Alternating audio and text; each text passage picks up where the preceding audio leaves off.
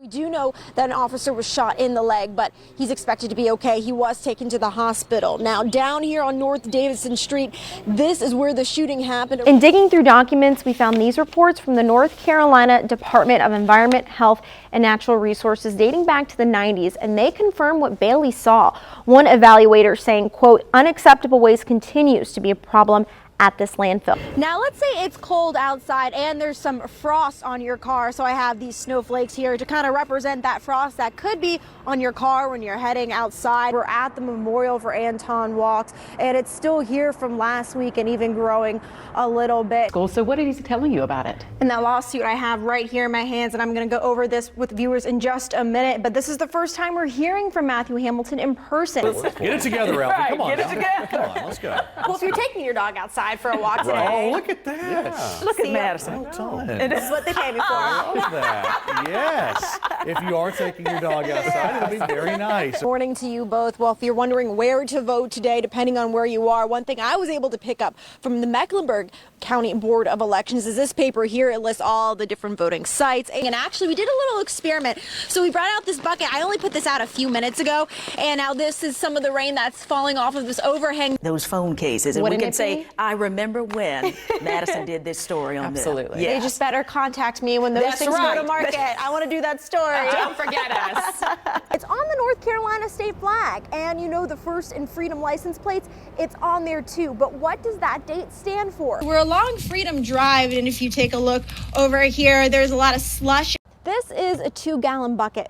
Now imagine hundreds, if not thousands of these. That's how much water could be flowing through your gutters during a heavy rainfall. Now, this isn't the first time the Oakdale neighborhood has faced a landfill. In fact, there's one less than a mile away. It's no longer in use, but neighbors say they still feel the effects of it today, and tomorrow we'll take you there.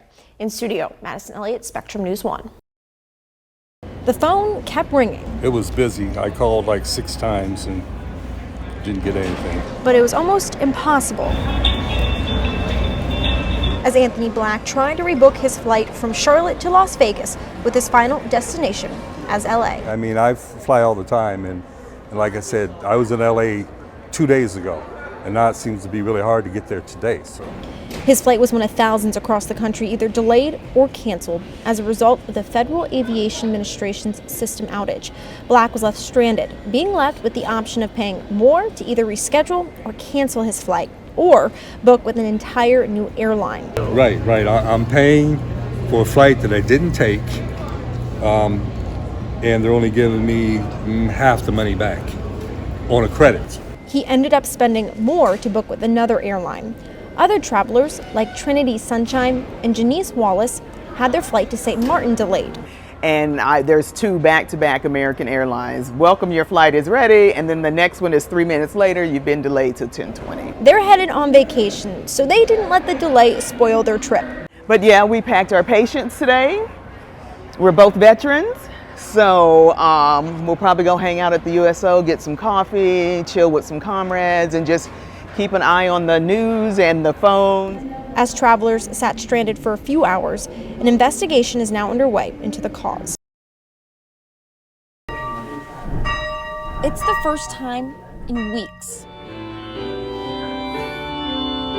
Members here at the 150-year-old Sandy Ridge United Methodist Church in Statesville Sing praises to the Lord, O his faithful ones. are back in their pews for service. We're home again. The National Weather Service confirmed an EF2 tornado touched down in Iredell County in May. Here, you can see how the strong winds took off parts of the roof and even knocked over trees. The pastor here for more than a decade, Marcia Joyner, said then they're going to save it. And with the love of Christ, we will repair it and replace whatever needs to be replaced. Fast forward to July, and they did. All of God's children say, amen. Here's a side-by-side view. This is what it looked like after the tornado touchdown versus what it looks like now. They were able to go back in here, and they put plywood, treated plywood, and then builder's plastic all over all of it.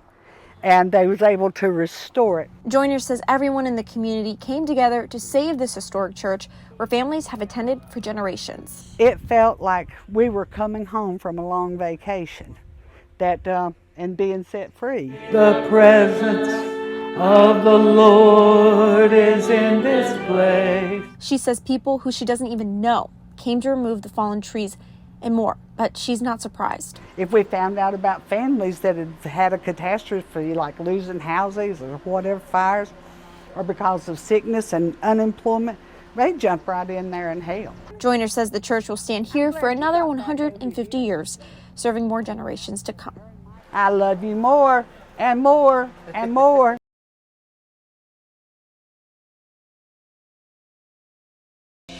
Politics meets barbecue today ahead of Election Day. Candidates will connect with voters at a long-standing annual barbecue event in Charlotte. Spectrum News 1 reporter Madison Elliott joins us live from the Mallard Creek Presbyterian Church. Madison, there's a lot of cooking going on behind you, but why is this event such a big deal?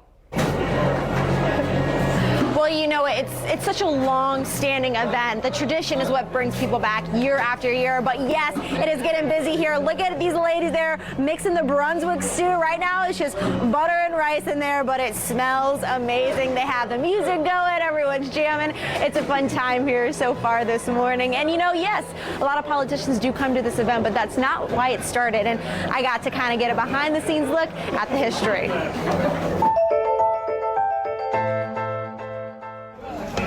7,000 pounds of mouth-watering hickory smoked pork hits the chopping block for the annual Mallard Creek Presbyterian Church barbecue.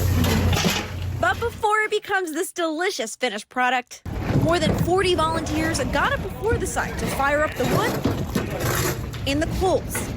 In fact, most of the prep happens the week before the event because it's just so big. It brings out thousands. Tommy Ayler makes sure everyone is fed to tackle it all. He's the guy in charge of breakfast, like he has been for nearly 50 years. Country ham, sausage.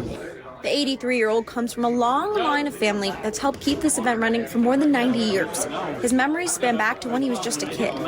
Probably 5 or 6 years old. He hasn't gotten to do this job since 2019.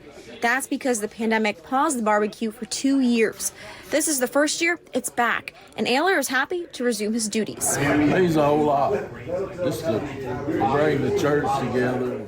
Co-chair of this barbecue, Charles Kimmery, is a part of that history too. He married into this tradition. But my wife's family is lifelong Mallard Creek folks. It's a popular stop for politicians on the campaign trail, as it happens right before Election Day. But that's not how this event got started. The very, very first barbecues were to pay off a debt from a building that was built. And over the years, you know, tradition just kept on building, and the politicians realized the crowds that were coming. The main goal is to still raise money. The church spreads the funds to those who need it. We raise money for world missions, local missions. It goes to, you name it. It's centered around helping people because that's really at the heart of this barbecue. The church, the community, and the families who've been coming for generations.